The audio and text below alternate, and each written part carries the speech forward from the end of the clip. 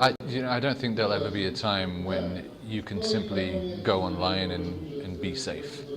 Everybody has to take a large amount of responsibility for their own safety online.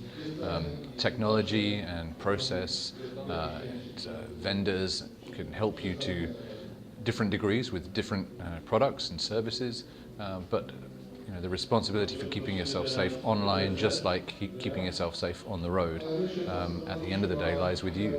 We can do a lot to secure that experience, and that's actually the mission of Trend Micro, is to create a world safe for exchanging digital information. But if you give your digital information safely to the wrong person, then you're still at risk. Denial of service is an interesting question. Obviously, it's an attack that relies on volume. That's the nature of the attack.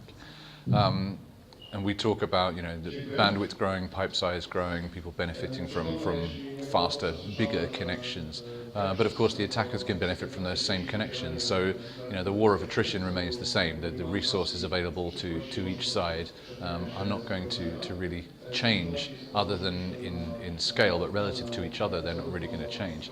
I think what's really key with DDoS is recognizing whether or not it's a problem to you. If you have a website but your core business is not conducted through that website, and the website is knocked offline through a hacktivist DDoS or a criminal DDoS, whatever it may be, then maybe that's not a great concern to your business, and maybe risk management says that you don't have to spend a lot of money or time securing against that kind of attack. You simply accept that it will happen.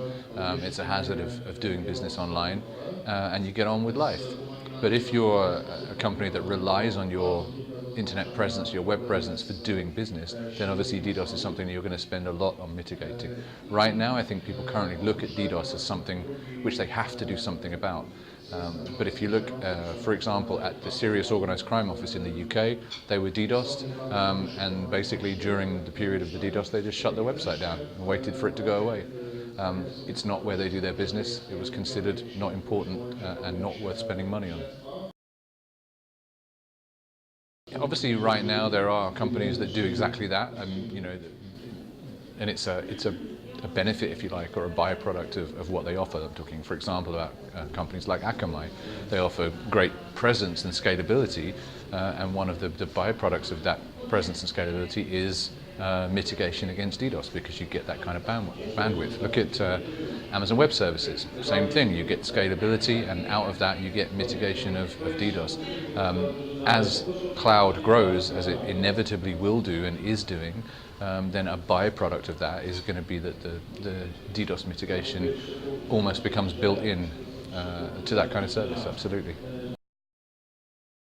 Today's event has been great. The venue was intimate, and yet you had a large attendance. Not only that, but the people who came paid to be here. So these are people who are interested in discussing these issues and really working through them.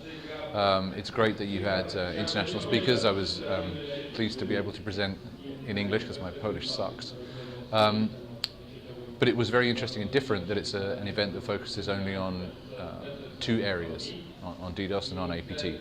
Obviously you'll cover different areas in future conferences, but this one was those two areas. It's challenging as well as interesting. Obviously there's going to be a degree of overlap in terms of what the speakers are talking about. I hope today's event didn't suffer too much from that, but I think over and above the challenge, what's great about it is it gives us a chance to focus and to really go in depth on just those two issues instead of a broad approach to all security issues, where you don't get a chance to examine the fundamentals of something. So on that level, it's been a great success.